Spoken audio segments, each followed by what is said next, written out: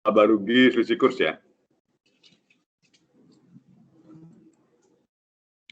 Mohon izin saya tampilkan dulu ini slide-nya.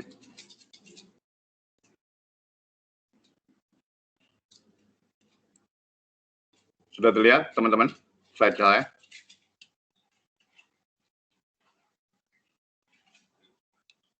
Halo? Slide saya sudah terlihat belum? Sudah Pak, sudah terlihat. Oke, makasih.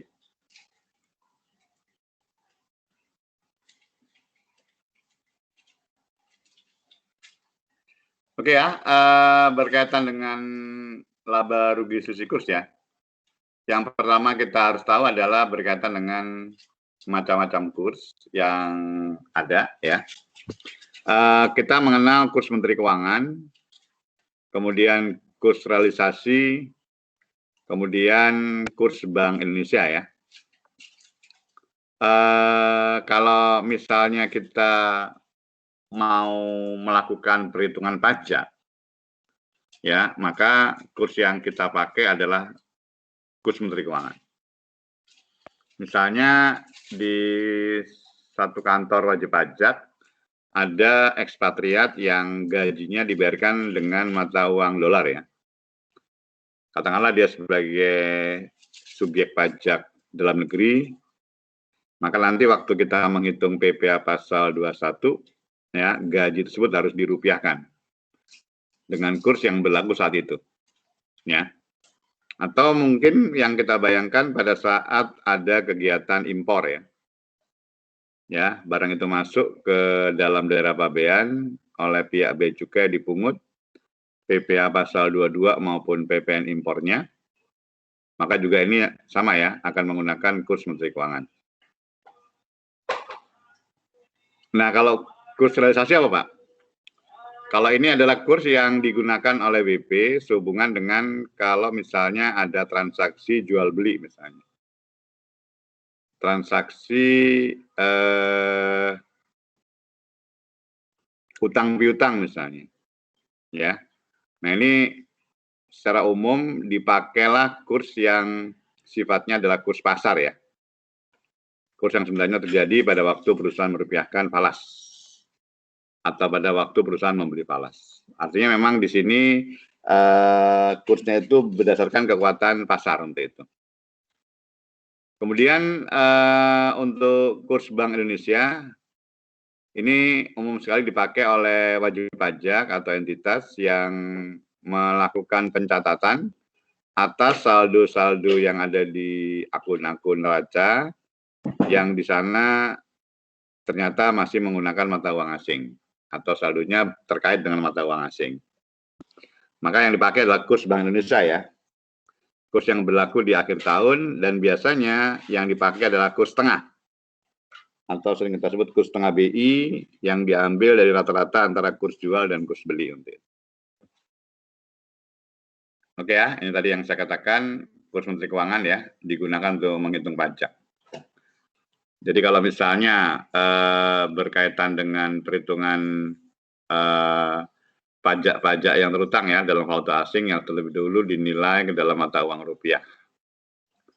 Kemudian dalam hal penghitungan bea masuk, ya seperti PPN impor, PPh pasal 22 sesuai dengan tanggal PIB, kemudian penghitungan PPN dan PPN BM sesuai dengan tanggal faktur pajak, ya. Lalu penghitungan PPh pasal 21 atau PPh pasal 26 apabila penghasilan diterima dalam mata uang asing. Serta penghitungan pajak ekspor ya. Dan penghitungan pajak final yang dibayarkan dalam valuta asing. Nah, ini semua yang berkaitan dengan kurs Menteri Keuangan itu. Jadi saat kita melakukan perhitungan sehubungan dengan kejadian, peristiwa atau objek yang di sana ada pajak yang akan dikenakan, ya entah itu PPh atau PPN misalnya, maka kita akan selalu menggunakan kurs Menteri Keuangan. Dan kurs Menteri Keuangan ini kalau kita lihat ya ketentuannya berlaku setiap 1 minggu sekali ya. Nanti bisa dilihat di situsnya Kementerian Keuangan ya. berkaitan dengan kurs yang ada perubahan ya, tiap hari Selasa atau Rabu ya, kalau nggak salah itu ya. Jadi itu berubah. Jadi kalau misalnya, Pak ini hari Senin Pak, belum berubah Pak kursnya karena berubahnya hari Selasa atau Rabu misalnya gitu ya. Maka kita pakai kurs hari ini adalah kurs yang terakhir diterbitkan oleh Menteri Keuangan ya, waktu hari Rabu kemarin misalnya begitu. Oke. Nah, kemudian bagaimana Pak pengakuan selisih kurs menurut akuntansi pajak? Selagi kita selalu berdasarkan undang-undang ya. Nah, kalau lihat undang-undang PPH berkaitan dengan laba rugi selisih kurs ya. Ini yang berkaitan dengan apa? Penjelasan ya di pasal 4 ayat 1 huruf L ya. Undang-undang PPH kalau Anda lihat nanti ya, berkaitan dengan laba rugi selisih kurs ya. Nah, nanti pada saat seperti itu ya, ternyata di sana disebutkan bahwa apabila ada keuntungan ya, maka keuntungan itu harus diakui secara fiskal atau merupakan objek pajak. Dan ketentuan bagaimana perusahaan itu menentukan laba atau rugi, maka mengikuti standar akuntansi keuangan yang berlaku di Indonesia. Ya, mengikuti standar akuntansi keuangan yang berlaku di Indonesia. Ya, kemudian tadi sudah disebut ya, kalau dilihat di objeknya di pasal 4 ayat 1 ya, huruf L ya. Sementara kalau lihat di kerugiannya ada di pasal 9 ayat 1. Jadi kalau laba berkaitan dengan selisih kurs ini, maka itu menjadi objek pajak. Sebaliknya kalau rugi nanti boleh sebagai pengurang ya. Tentunya kalau rugi harus ya berkaitan dengan apa? 3M penghasilan ya, maka boleh sebagai pengurang untuk itu.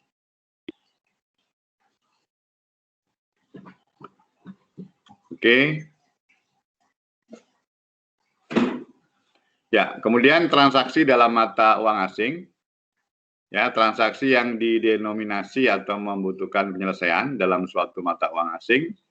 Misalnya membeli atau menjual barang atau jasa, meminjam atau meminjamkan dana, memperoleh atau melepaskan aktiva, menimbulkan atau melunasi kewajiban, dan yang lainnya. Transaksi dalam mata uang asing dibukukan dengan menggunakan kurs pada saat terjadinya transaksi.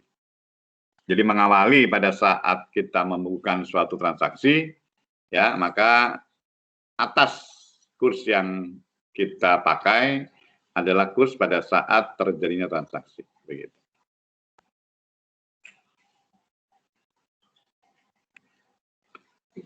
Oke, lalu bagaimana Pak dalam hal pelaporan akhir tahun? Apakah kurs yang dipakai sesuai dengan kurs pada saat diperoleh, ataukah kurs pada saat akhir tahun? Nah, ini tergantung perkiraannya ya. Perkiraannya menyebutkan yang mana begitu misalnya. Ya. Kita akan membagi ya perkiraan di dalam neraca itu adalah perkiraan aktiva atau kewajiban moneter atau aktiva kewajiban non moneter. Ya. Jadi kalau misalnya kita melihat ketentuannya, maka pada saat kita tentukan bahwa itu akan kita hitung ya berkaitan dengan kewajiban moneter ya, maka nanti apabila kita pakai sebagai dasar ya, maka nanti kita tentukan ya yang mana moneter dan mana non moneter. Lalu perbedaannya apa Pak? Kalau yang moneter ya kita akan hitung laba rugi selisih kurs ya di akhir tahun. Kita bandingkan dengan saat terjadinya. Sementara pos non moneter tidak perlu kita sesuaikan. Artinya pos tersebut tidak ada adjustment ya berkaitan dengan adanya perubahan kurs. Nah, dengan demikian pada saat kita lakukan penghitungan ya atas laba rugi selisih kursnya untuk non moneter tidak ada. Yang ada hanyalah pos moneter saja. Ya, nah selisihnya diambil dari mana tadi? dari kurs saat akhir tahun dengan kurs pada saat munculnya kejadian tadi ya, atau objek tadi begitu. Pak Yosef, Misalnya, ya. Screen-nya yang ter-share sepertinya masih folder, Pak, belum form. Oh, belum? Bentar. Belum, Pak.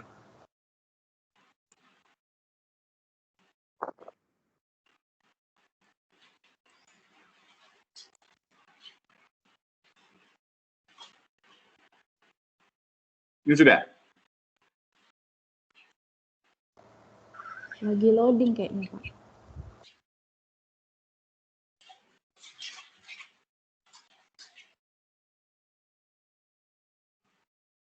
Sudah belum ini? Belum, Pak. Belum ya?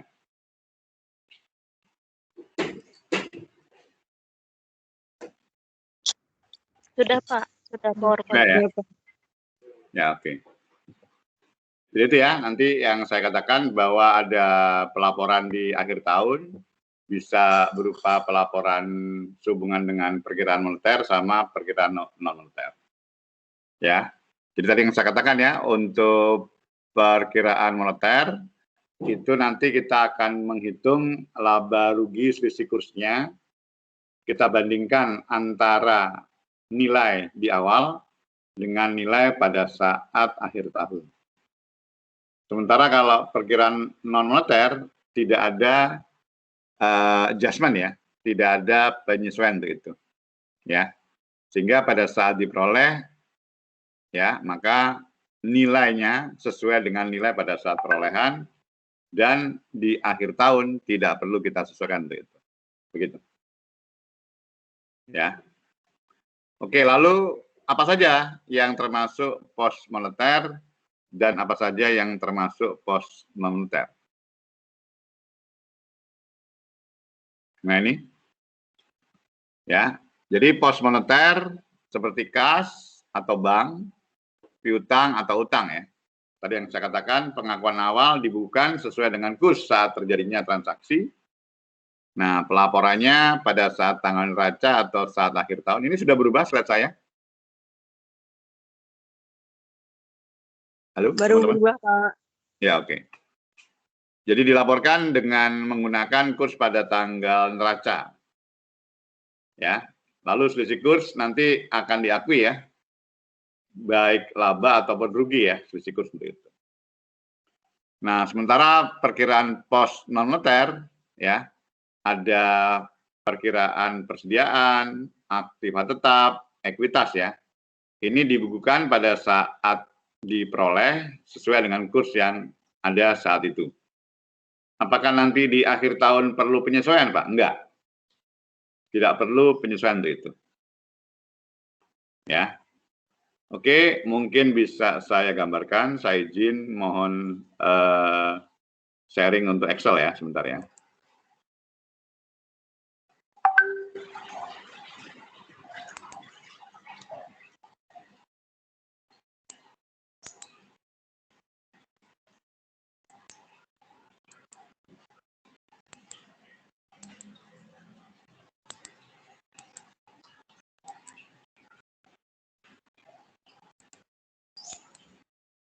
Sudah terlihat Excel saya?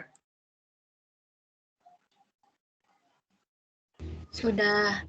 Oke, terima kasih. Misalnya tanggal 10 Oktober, ya 10 Oktober 2020 ya. PTA membeli mesin dengan cara berhutang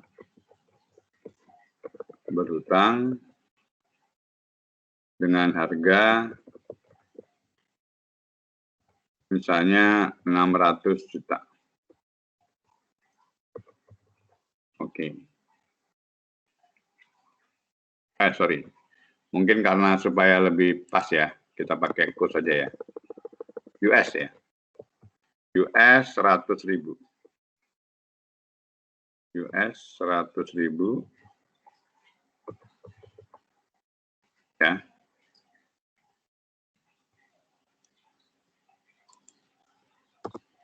Kurs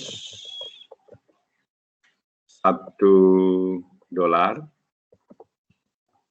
Rp 13.000 misalnya begitu. Hutang dilunasi pada tanggal 10 Februari ya 2021. Kurs saat itu $1 ya, misalnya saya buat naik 100 ya. Nah, kemudian kurs pada saat tanggal 31 Desember ya 2020 adalah $1 misalnya sebut aja 12.900 nih. Oke, lalu kita diminta untuk membuat jurnalnya. Buat jurnal atas peristiwa tersebut. Yang pertama tentunya apa yang kita jurnal ya.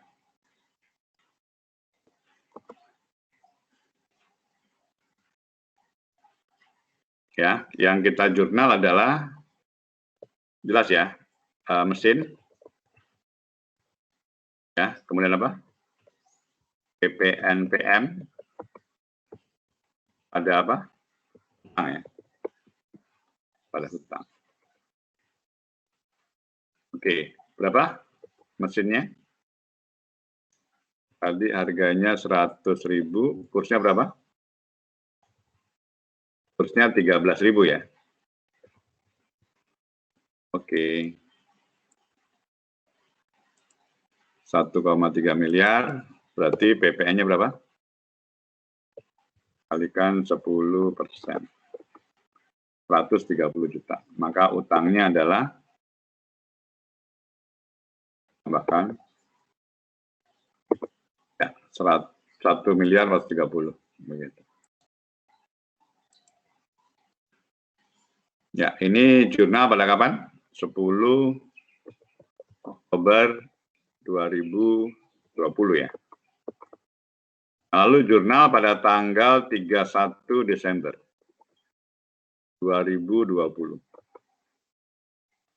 Apakah kita akan melakukan apa? Penyesuaian untuk mesin? Tidak ya. Tidak. Karena mesin bukan perkiraan moneter. Yang kita lakukan penyesuaian adalah hutangnya. Ya, hutang jadi turun ya. Karena kursnya kan turun kan? Ya nggak? Atau hutangnya mungkin supaya lebih mudah tadi ya. Notasi hitungnya saya ganti ya. Yaitu berapa? $100.000 tadi kan? Ya. Ditambah dengan 10.000. PPN-nya kan 10.000 ya. Dikali dengan berapa tadi? 13.000. Sama sih hasilnya. Cuma biar tahu aja notasinya. Ya. Nah, kemudian di sini saat akhir tahun ya, penyesuaian hanya dilakukan terhadap perkiraan yang moneter saja ya. Yaitu apa? Yaitu utang. Sementara kalau apa? Mestinya enggak. Oke, jurnalnya adalah,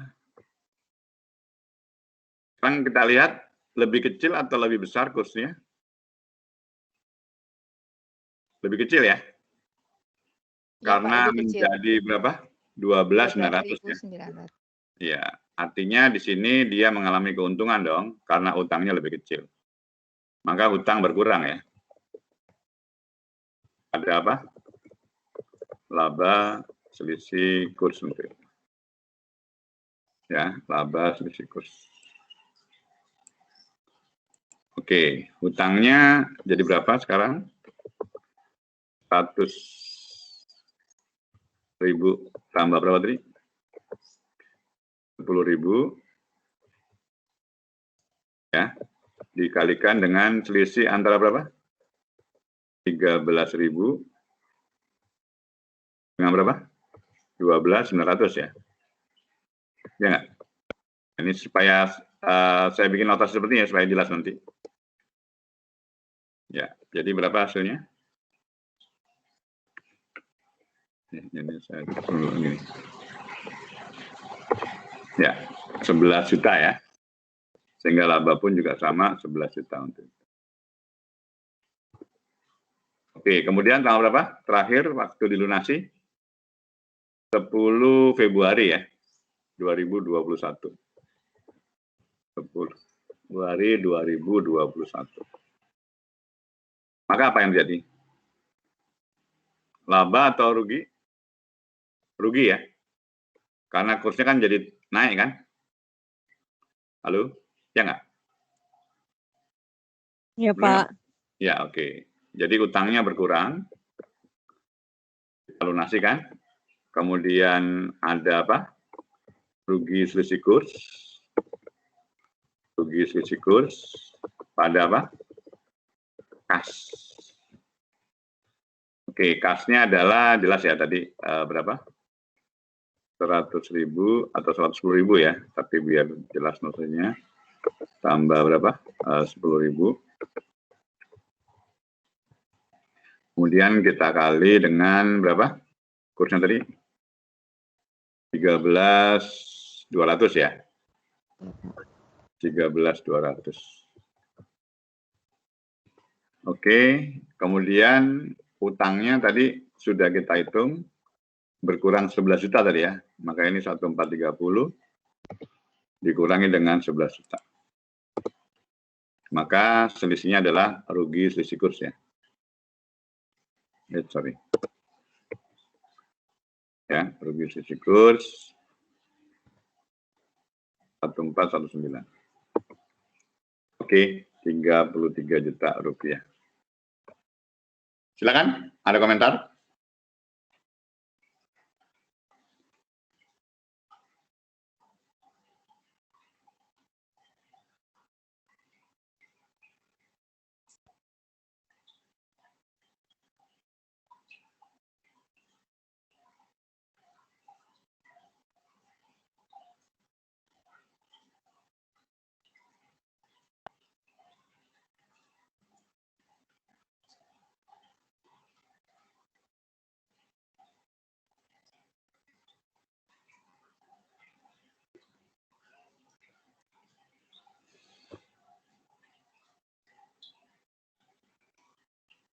Oke, tidak ada.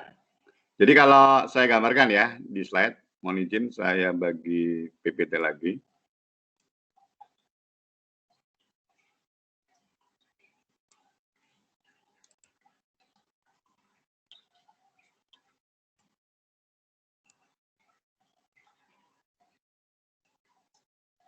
Nah ini ya. Sudah kelihatan PowerPoint saya? Mohon maaf. Belum.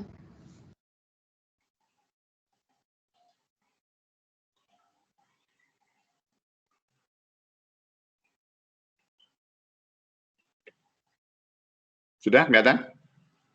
Sudah, Pak. Oke, nah itu ya kalau Anda lihat. Jadi ada pengakuan laba rugi bisa terjadi di tahun yang sama ya. Ini kalau misalnya terjadi objek tanggal 1 Juni, pelunasannya 1 September. Maka laba rugi langsung dihitung di tahun yang bersangkutan. Tapi kalau misalnya ada utang piutang terjadi 1 Juni, tapi pelunasannya 1 Juni tahun berikutnya, maka pengakuan laba ruginya 2 kali ya. Yang pertama pada saat pengakuan di akhir tahun, dan yang kedua pada saat pengakuan di pelunasannya. Nah, seperti tadi yang kita hitung ya, di mana utang piutang itu dilunasi pada saat melewati tanggal neraca. Maka pengakuan laba rugi 2 kali ya. Yang pertama pada saat di akhir tahun atau tanggal neraca, lalu kedua adalah pada saat di tanggal pelunasan dimaksud. Pak, bagaimana Pak kalau misalnya melewati 2 tanggal neraca, Pak? Maksudnya Pak, 2 tanggal neraca, ya dilunasi 2 tahun kemudian. Maka sama ya cara kita ngitung. Kita akan hitung laba rugi sebanyak 3 kali ya. Yang pertama di tanggal neraca yang pertama, tahun pertama, ya, kemudian tanggal neraca tahun kedua, dan yang ketiga adalah saat pelunasan. Begitu. Kalau 3 tahun Pak, ya berarti kita ngitung laba rugi 4 kali. Dan seterusnya, begitu ya. Oke, jelas? Silakan, ada komentar?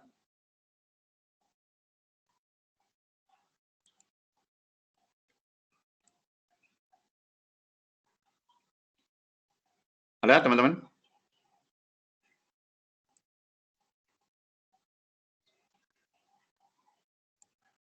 Kalau tidak ada, ini saya ada soal ya. Kita coba kerjakan sama-sama. Mbak Anum, saya kirim ke Mbak Anum ya, soalnya ya. Halo, Mbak Anum? Boleh, Pak. Baik, Pak. Silakan. Ya, oke.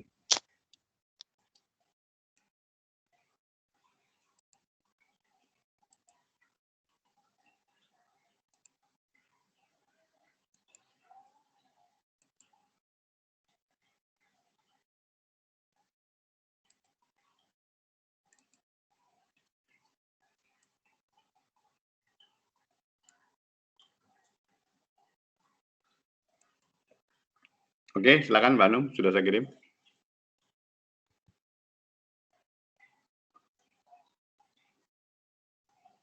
Makasih ya Mbak Anum.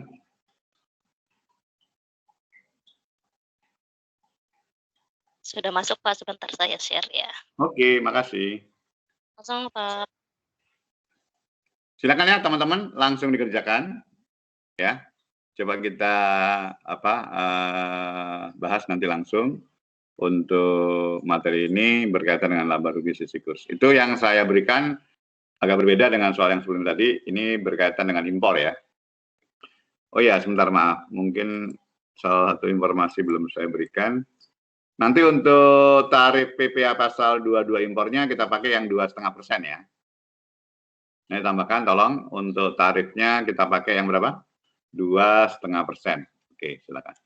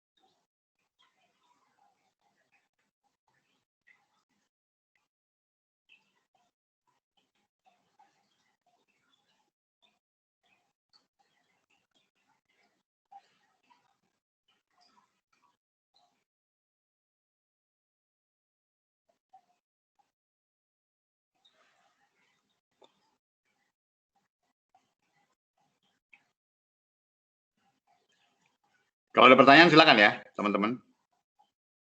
Saya ini kan dulu sebentar. Soalnya supaya kelihatan juga di layar.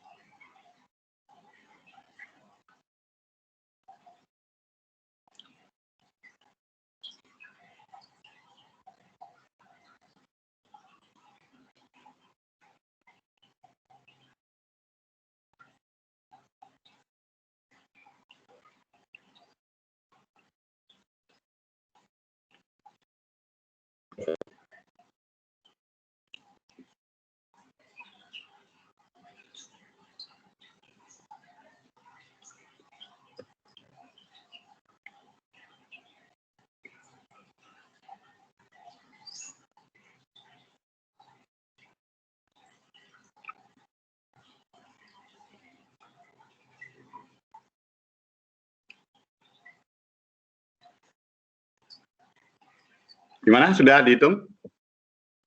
Untuk pajaknya saat impor ini, kalau lihat di soal, sudah dilunasi dulu ya.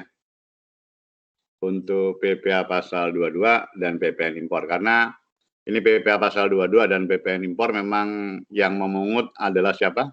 Pihak Bea Cukai ya.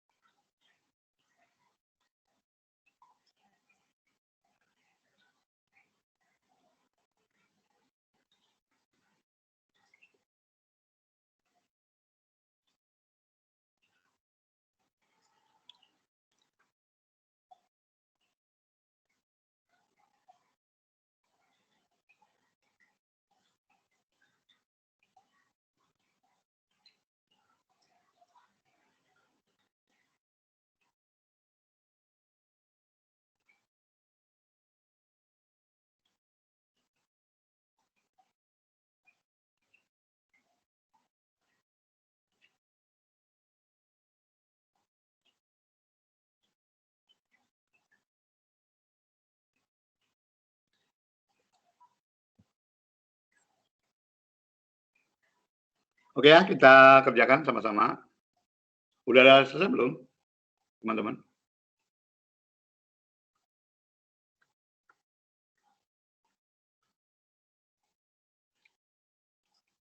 Oke ya, kalau belum atau yang sudah, coba kita lihat ya, sama-sama untuk jawabannya.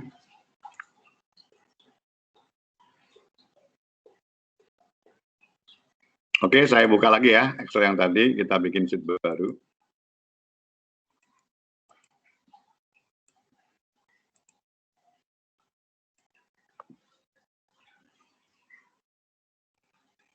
Sudah terlihat Excel saya, teman-teman? Belum.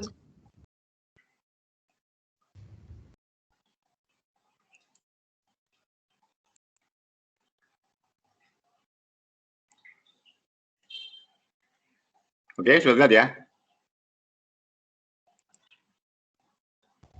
Belum, Pak. Oh, belum? Wah, kenapa lambat begini? Loading kayaknya, Pak. Kenapa?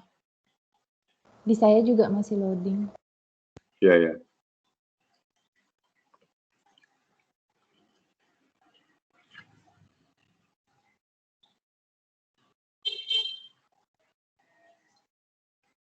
Belum juga?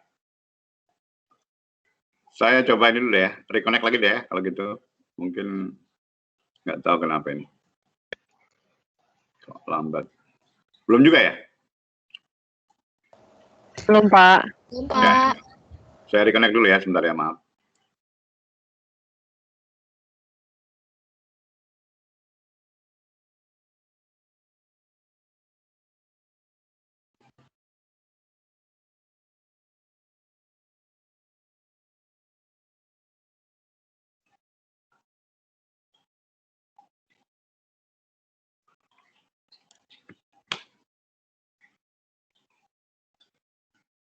Sudah?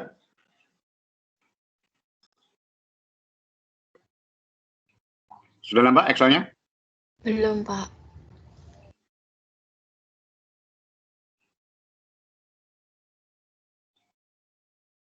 Kenapa jaringan saya ini? Sudah. Sudah, Oh, Pak. oke, sudah ya. Oke, kita mulai ya. Yang mungkin agak melambat ya kalau pagi begini. Saya juga heran ini kenapa. Oke ya, kita lihat yang pertama, impor mesin tanggal berapa? Impor mesin. 15 September 2019. Oke, 15 September 2019. Ya. Oke, kemudian kita tentukan dulu ya nilai impornya.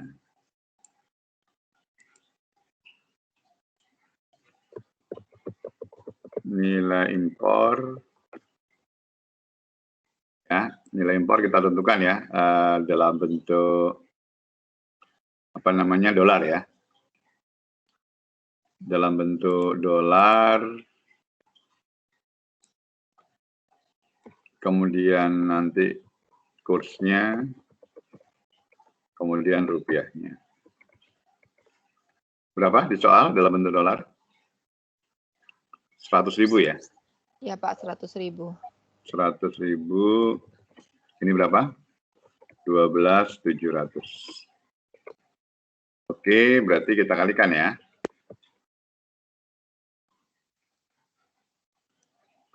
$100.000 kalikan 12.700. Ya, 1.270.000.000. Kemudian apalagi di situ kita tentukan ada PPN ya, sama PPA pasal 22 impor. Nanti Anda harus lihat ya, PPN sama PPA pasal 22 impor ini menggunakan kurs aja. Kurs Menteri Keuangan. Oke, 100.000 kalikan berapa tadi? 10% ya. Kita sudah sepakat untuk PPA pasal 22-nya adalah berapa tadi tarifnya? 2,5% ya. Oke, dan kurs pajaknya berapa? 12.600 ya. 12.600.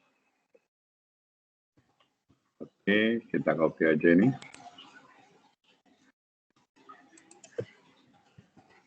Ya, itu dia untuk perhitungan atas nilai impor, PPN sama PPA pasal 22. Oke, ada pertanyaan itu? Ya, kalau tidak ada kita jurnal ya.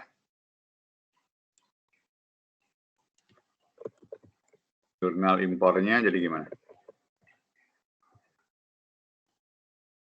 Apa yang pertama kita jurnal? Dia dapat mesin ya. Kan? Dia bayar PPN berarti ada apa? PPN PM ya. Masukkan. Ya, kemudian dia membayar PPH pasal 22 impor, maka ada uang muka PPH pasal 22. Kemudian dia atas PPN dan uang muka PPA dua-duanya dia bayar pada kas, atas mesinnya dia belum bayar, maka pada utang. Oke, berapa mesinnya tadi? Ini ya. Kemudian PPN PM-nya adalah ini. Ya, sementara PPA pasal dua-duanya adalah ini. Nah, kasnya adalah PPN PM ditambah dengan PPA pasal dua-duanya. Ya, kemudian utangnya adalah sebesar mesinnya ya, 1.270. Oke, itu dia. Ya, ada komentar ini mengenai jurnal ini? Silakan.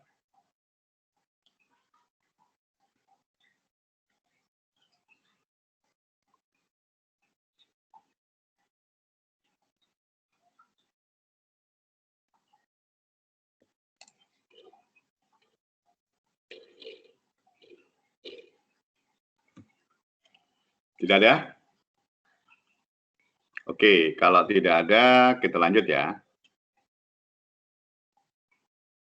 Sekarang kapan? Jurnal kapan? Halo, teman-teman? Akhir tahun, Pak. Desember ya, oke. Utangnya semakin bertambah atau berkurang? Kita lihat kursnya. Utangnya bertambah ya, Pak. Ya, kurs pada tanggal berapa tadi pembeliannya? 15 September. Berapa tadi kursnya? Maaf. 12.700 ya. Iya. Kurs pada saat 31 bulan 12. Berapa di soal? 13.200. 13.200. Maka muncul rugi ya, kena utang. Kursnya bertambah, karena utang jadi rugi. Kalau piutang, laba ya. Ya nggak? Benar ya? Kurangi 13.200. Ya. Minus 500 ya. Oke. Sekarang kita hitung. Jumlah utang adalah jumlah kerugian langsung ya. Jumlah ruginya adalah berapa tadi jumlah utangnya? 100.000 dolar ya. Ya nggak? Kalikan berapa? 500 tadi ya. 50 juta untuk jumlah ruginya. Oke, lalu jurnalnya apa? Utang bertambah atau berkurang? Bertambah ya. Kalau utang bertambah, Pak. Ya. Ada rugi dulu. Berarti rugi kurs, Pak. Ya, ruginya kita dapat. Rugi selisih kurs pada utang. Besar 50 juta. 50 juta. Oke. Kemudian dilunasi kapan? Jurnal 12 Februari. ya, 12 Februari ya. 12 Februari. Pelunasan. Oke, kurs pada tanggal berapa? 31 bulan 12 ya. Adalah berapa? 13.200. Kemudian kurs pada tanggal 12 Februari berapa? 13.50. 13.050. Iya, Pak. Karena turun ya. Utang turun, laba atau rugi? Laba ya. Laba. Berarti ini laba. Visi kursnya adalah 13.200 dikurang 13.050 ya. Sebesar 150. Oke, kita jurnal sekarang adalah waktu pelunasan. Utangnya berkurang ya, maka kita debit utangnya. Berapa jumlah utangnya?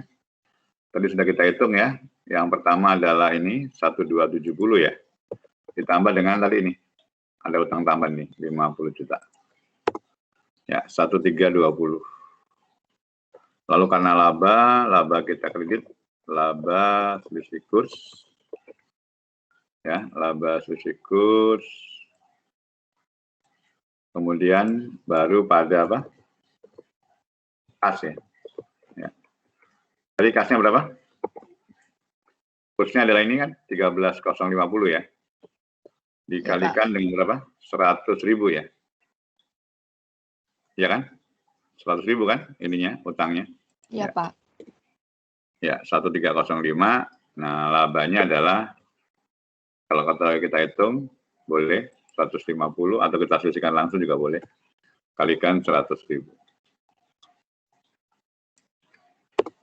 Oke. Jadi di akhir tahun 2012, akhir tahun tadi tahun berapa itu? 2019 ya. Itu wajib pajak mengakui ada kerugian ya, dan rugi ini dijadikan sebagai biaya karena ada kenaikan daripada kurs ya, sebesar 50 juta. Sementara di tahun 2020 akan muncul laba ya saat pelunasan karena kursnya turun sebesar 15 juta. Oke, silakan. Ada komentar? Monggo.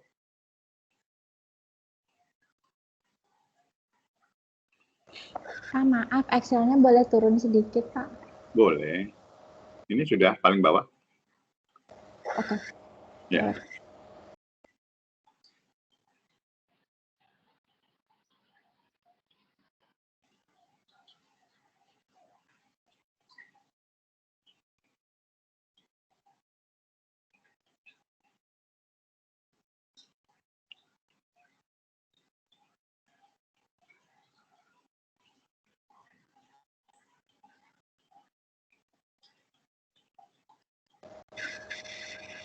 Pak, berarti nanti ini biaya rugi dan labanya ini di pendapatan lain-lain dan biaya lain-lain ya Pak kategorinya? Iya, jadi nanti di dalam laporan keuangan akuntansi fiskalnya, pengakuan labanya akan diakui sebagai objek di tahun 2020, pengakuan ruginya diakui sebagai biaya tahun 2019 begitu. Oke. Tapi sebenarnya tidak ada koreksi ya, karena disebutkan di pasal 4 ayat 1 huruf L bahwa pengakuan laba rugi kan mengikuti standar akuntansi keuangan yang berlaku ya. Artinya memang itulah, sebesar itulah yang akan diakui baik secara akuntansi maupun secara fiskal begitu.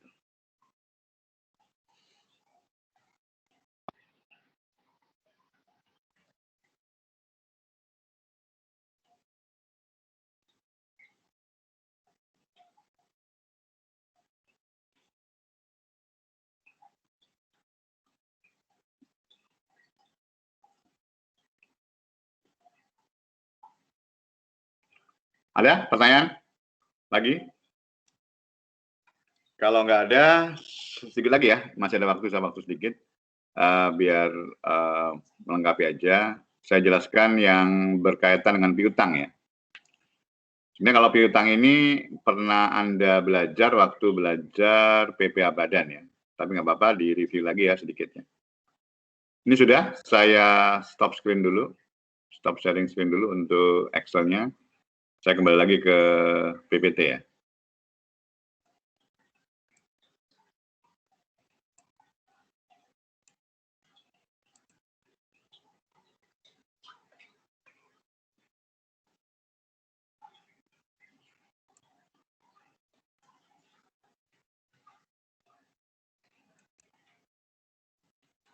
Oke ya, berkaitan dengan piutang.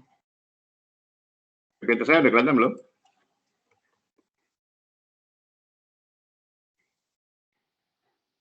Halo, teman-teman. Belum, Pak.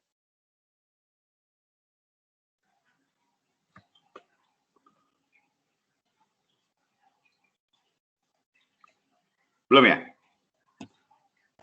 Di saya belum. Udah, Pak. Sudah ya? Sudah, Pak. Yang lain sudah ya, oke. Oke ya, berkaitan dengan penghapusan piutang. Ya, hal yang wajar ya kalau misalnya wajib pajak atau entitas mempunyai piutang, tahu-tahu ada potensi yang ngutang nggak bisa bayar, Pak. Ya, nggak bisa bayar. Lalu gimana, Pak, kalau nggak bisa bayar? Ya dihapus. Lalu kalau dihapus, Pak, perlakuannya bagaimana? Nah, di ketentuan pajak, penghapusan atas piutang itu boleh sebagai biaya ya. Nanti bisa dicek di pasal 6 ayat 1 huruf H Undang-Undang PPH. Ya, pasal 6 ayat 1 huruf H Undang-Undang PPH. Mengenai apa? Penghapusan piutang. Ya. Nah, kemudian perlakuan penghapusan ini apakah langsung boleh jadi biaya? Karena secara akuntansi ternyata bagaimana wajib pajak menyatakan bahwa dia punya piutang itu dihapus, itu punya dua cara ya. Ya. Ada cara penghapusan secara langsung, ya, atau sering kita sebut dengan direct write-off. Ya, ada juga penghapusan secara penyisian atau pencadangan. Ya, penyisian atau pencadangan. Kalau penghapusan langsung itu gimana, Pak? Saat sudah terjadi bahwa memang yang punya utang tadi benar-benar nggak bisa bayar, ya, realisasi maksudnya ya sudah terjadi, maka ya sudah dihapus langsung begitu. Tapi kalau penyisian pencadangan berbeda ini. Jadi belum ada realisasi ya. Belum ada kejadian yang nyata bahwa yang punya utang ini nggak bisa bayar. Tapi tanda-tanda menunjukkan ke arah sana. Tanda-tanda gimana, Pak? Mungkin di antara Anda pernah punya utang, maaf ya. Kalau misalnya Anda berjanji mau melunasi utang Anda 2 minggu setelah Anda berutang, tentunya tanda-tanda itu akan muncul kalau setelah 2 minggu Anda nggak bayar ya. Nah, itu juga sama. Tanda-tanda seperti itu bisa muncul ya saat yang punya piutang merasa bahwa, loh kan dia sudah janji mau bayar hari ini, kok nggak bayar juga ya. Nah, itu tanda-tanda berarti. Walaupun belum kejadian kan. Ya. Kalau kejadian gimana Pak? Ya misalnya dia udah bangkrut, dia sudah nggak tahu kemana keberadaannya, atau dia sudah tahu-tahu kabur ke luar negeri, ya itu sudah apa? Sudah jelas ya bahwa itu memang nggak bisa lagi ditagih, misalnya begitu. Nah, tanda-tanda itu nanti atas hal tersebut, maka dibentuklah yang namanya apa? Pencadangan piutang. Jadi di akuntansi, mungkin yang sudah pernah belajar ya, secara akuntansi ada yang namanya metode pencadangan piutang. Nah, metode pencadangan, kalau di akuntansi kita punya dua pilihan. Pendekatan menggunakan income statement atau dari laporan laba rugi, ya, atau yang kedua balance sheet ya, atau dari neraca. Kalau dari neraca nanti kita akan dapatkan yang namanya piutang rata-rata dan umur piutang. Lalu pertanyaannya adalah apakah pajak mengakui Pak atas penyisian ini? Ternyata pajak tidak mengakui ya. Pajak itu harus menyatakan kalau memang ada peristiwa, kejadian yang memang itu termasuk realisasi, maka baru boleh dijadikan sebagai biaya ataupun sebagai pengurang nanti. Ya, penghapusan langsung. Itu pun masih ada syaratnya. Syarat bahwa penghapusan piutang itu boleh sebagai biaya, nanti bisa Anda lihat tadi ya di pasal 6 ayat 1 huruf H. Nanti ada ya, di slide ini juga ada. Lalu apakah semua WP tidak boleh Pak melakukan pencadangan? Nah, nanti Anda bisa cek ya di pasal 9 ayat 1 huruf C Undang-Undang PPH. Di pasal 9 ayat 1 huruf C Undang-Undang PPH, disebutkan di sana bahwa ada 4 kelompok WP yang boleh melakukan pencadangan. Siapa ini mereka, Pak? 1, perbankan. Yang kedua, SGU dengan hak opsi. Yang ketiga, pembiayaan konsumen.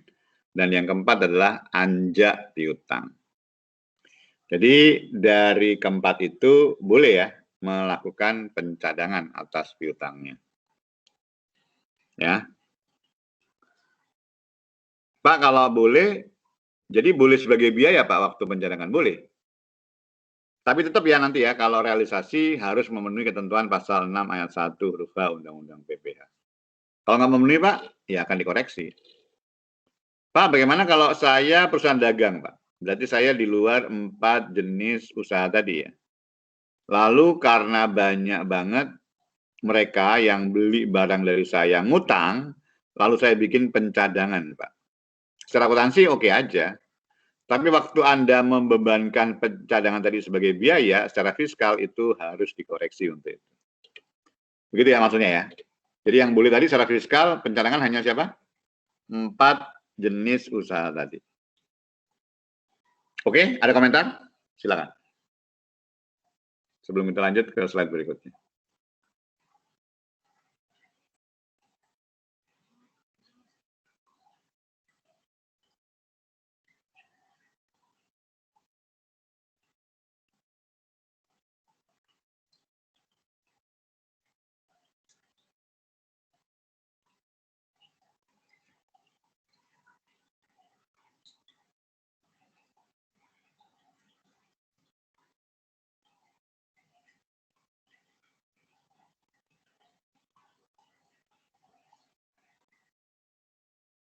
Tidak ada? Lanjut ya.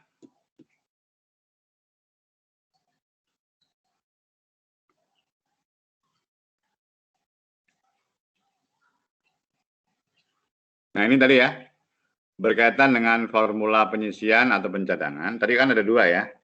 Boleh menggunakan dasar daripada laba rugi, yaitu dari saldo penjualan. Dari mana Pak? Kita menentukan. Nah nanti kita tentukan ya, prosentase penyisiannya berapa.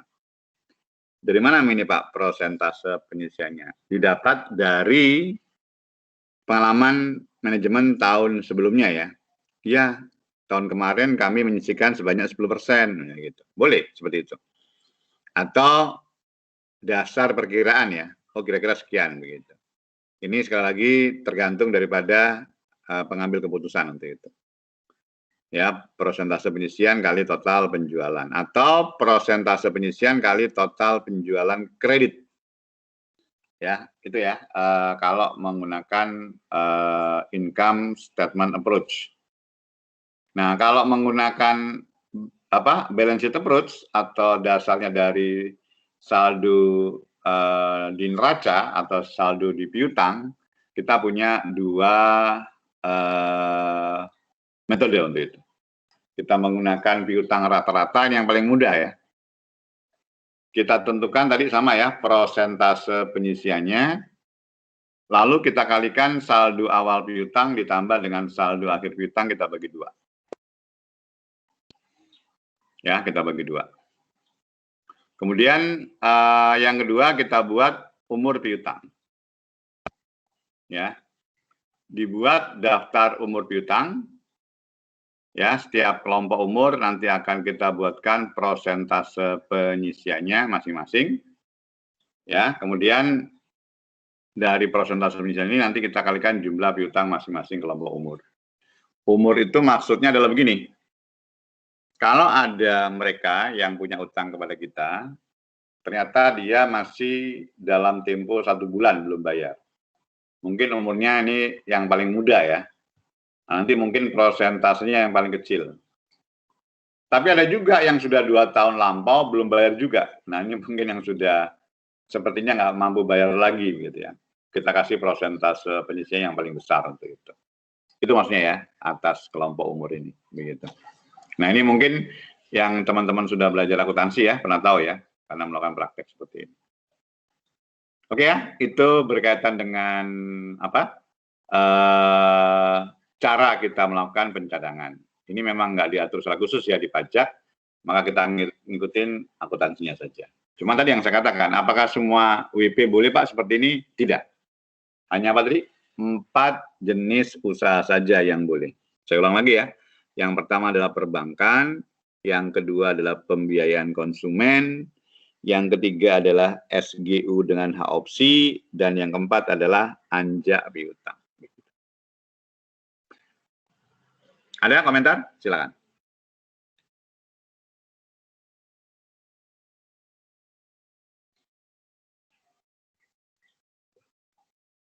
Tidak ada? Oke, kalau tidak ada, kita lanjut ya. Kita lihat sekarang jurnalnya seperti apa. Nah ini. Jadi pada saat akhir tahun biasanya ya, WP merasa bahwa piutang yang dia punya kok ada beberapa yang nggak bisa ditagih.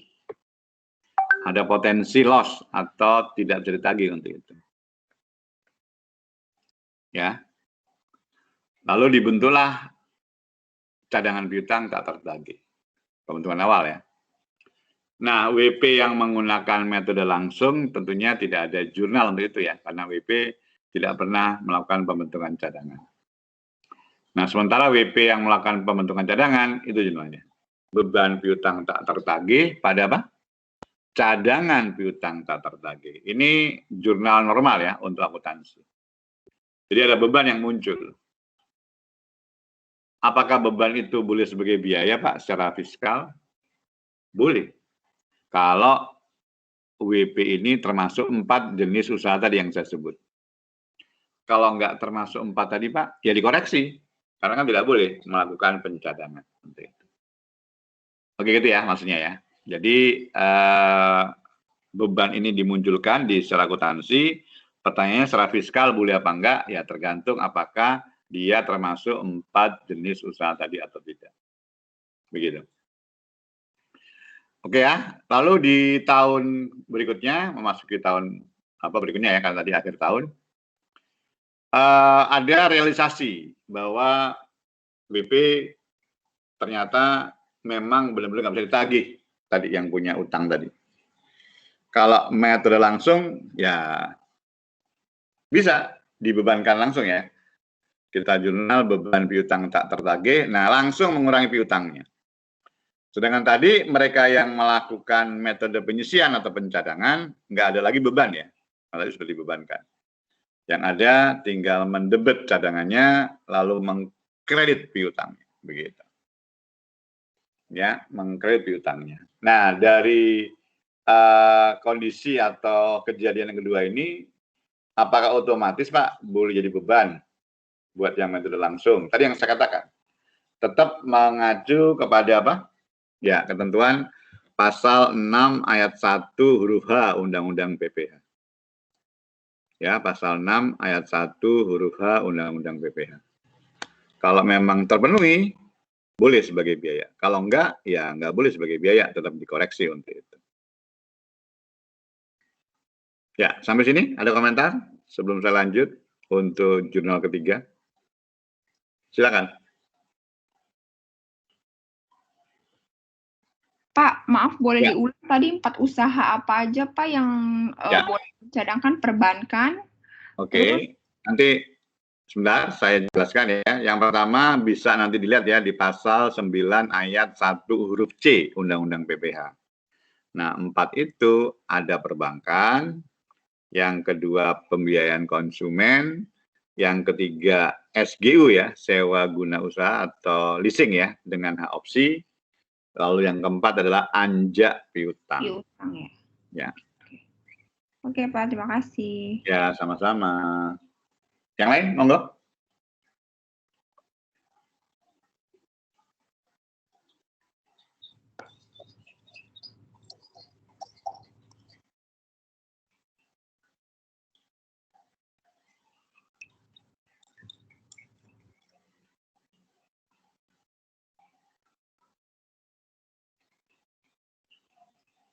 Oke, kalau tidak ada, lanjut ya. Ya, kemudian bagaimana Pak kalau ternyata yang dihapus tadi piutangnya, bayar dia Pak. Dia membayar kembali ya piutang yang telah dihapus tadi.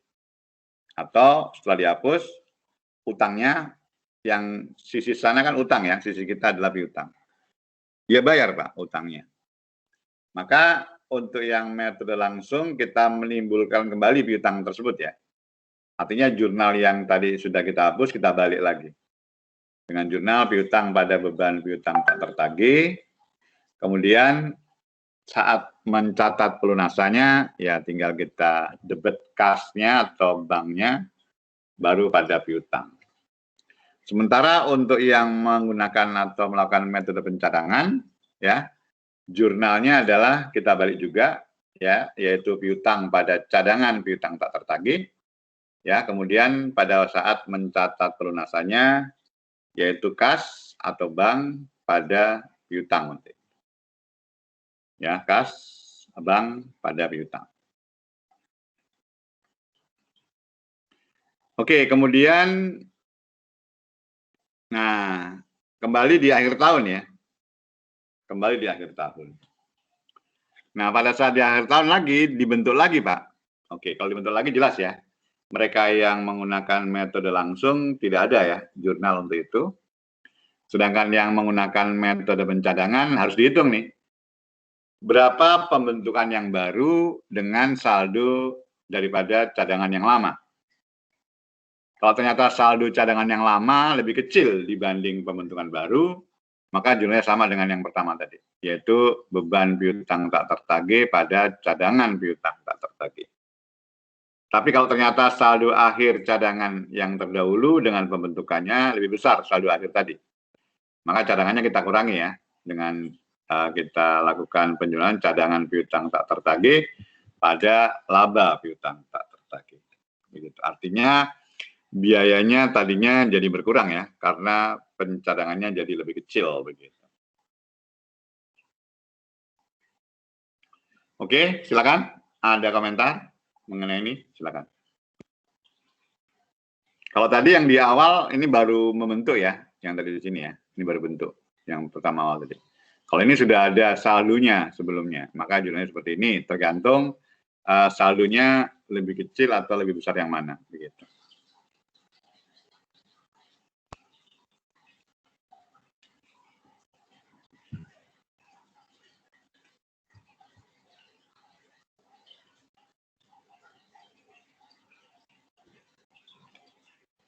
Tidak ada? Nah, sekarang kita lihat ya. Apa persyaratan bahwa piutang tadi boleh dijadikan sebagai biaya? Nah, itu ada di pasal 6 ayat 1 huruf H ya, Undang-Undang PP. Nah, tadi ya, yang menjelaskan di poin kedua tadi ya.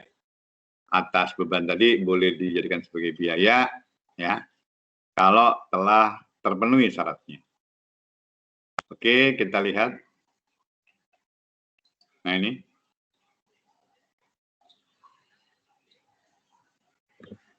Ya, syarat piutang tidak tertagih dapat dibebankan secara fiskal. Nah, nanti kalau Anda membaca pasal 6 ayat 1 huruf H, ada 3 syarat ya. Ada 3 syarat. Ya. Syarat yang pertama, yang paling atas. Telah dibebankan sebagai biaya dalam laporan laba rugi komersial. Artinya kalau syarat pertama ini, apabila kita sudah jurnal secara akuntansi, itu telah terpenuhi berarti. Karena sudah kita bebankan sebagai biaya pada saat ya kita melakukan pelaporan di laporan laba rugi komersial. Nah, kemudian syarat yang kedua yang paling bawah, langsung paling bawah kita lihat. Nah, ini ya mungkin yang sering diabaikan oleh wajib pajak saat dia menghapuskan piutangnya, ternyata harus dibuat daftar piutang tersebut dan diserahkan ke DJP melalui pelaporan SPT tahunan. Nah, nanti ini ya, kalau yang belum lapor SPT tanggal 30 April, apabila di dalam akun atau di dalam perkiraannya atau di dalam laporan laba ruginya menyangkut masalah ada beban piutang tak tertagih, maka jangan lupa bikin daftar. Karena itu syarat mutlak, harus dibuat. Apa Pak isinya? Ya, siapa yang ngutang? NPWP berapa? Alamat di mana? Jumlah utangnya berapa? Alasan kenapa dihapus. Ya. Oke, itu yang kedua ya. Dan yang ketiga ini, ada 4 syarat, tapi nggak perlu dipenuhi semua, cukup salah satu saja. Ini ya yang warna putih ini. Ya, ada 4 syarat. Makanya 3 syarat tadi ya, yang pertama yang paling atas tadi yaitu telah di jurnal, yang kedua telah dibuat daftarnya, dan yang ketiga cukup pilih salah satu saja. Telah diserahkan perkara penagihannya kepada pengadilan negeri atau instansi pemerintah yang menangani piutang negara. Ada perjanjian tertulis mengenai penghapusan piutang atau pembebasan utang antara kreditur dan debitur yang bersangkutan. Atau dipublikasikan ya dalam penerbitan umum atau khusus, dan yang keempat adanya pengakuan dari debitur bahwa utangnya telah dihapus. Artinya kalau yang pertama itu mungkin yang kita bayangkan, kita sudah berusaha untuk mempilotkan daripada si yang punya utang tadi. Atau coba kita bikin perjanjian tertulis ya, antara kita sebagai yang punya piutang atau kreditur dengan pihak debitur ya, berkaitan dengan piutang yang dihapus tadi. Atau mungkin kita bisa langsung publikasikan ya, dalam penerbitan umum atau khusus. Ya, kita umumkan di sana. Atau yang keempat, nah ini yang paling mudah barangkali ya. Si yang punya utang tadi diminta ngaku bahwa utangnya telah dihapus sejumlah sekian, begitu. Oke, jadi salah 1 terpenuhi, 2 terpenuhi, 3 terpenuhi, tapi ingat yang 3 tadi cukup salah 1 aja ya, nggak usah 4-4-nya di sini. Maka apa? 3 terpenuhi, boleh sebagai biaya untuk itu. Ya, maka boleh sebagai apa? Biaya untuk itu. Oke, silakan. Ada komentar? Monggo.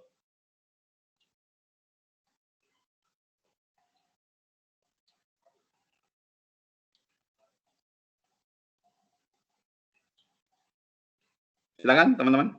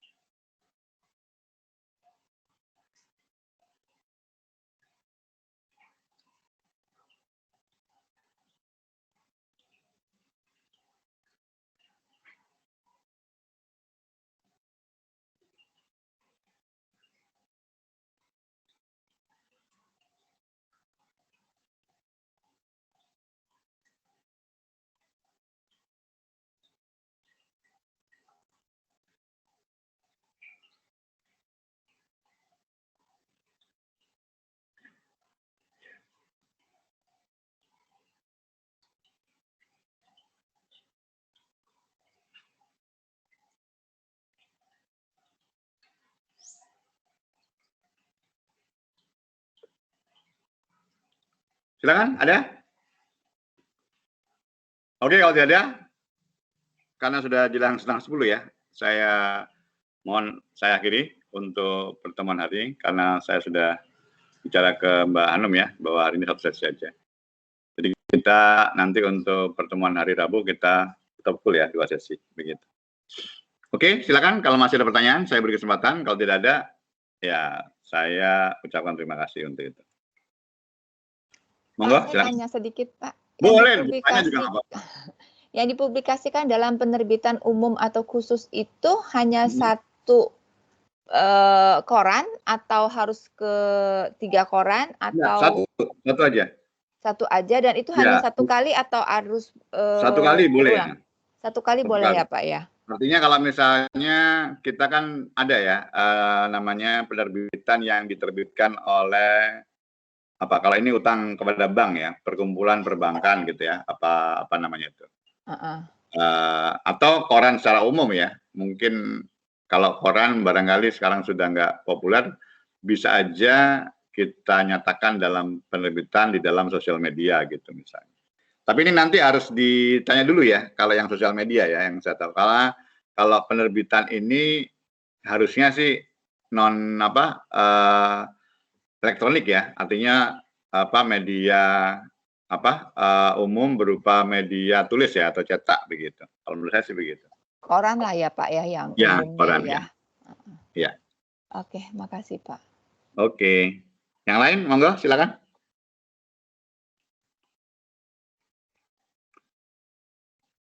Oke ya, kalau tidak ada pertanyaan, saya pamit dulu ya. Sampai ketemu hari Rabu. Terima kasih semuanya.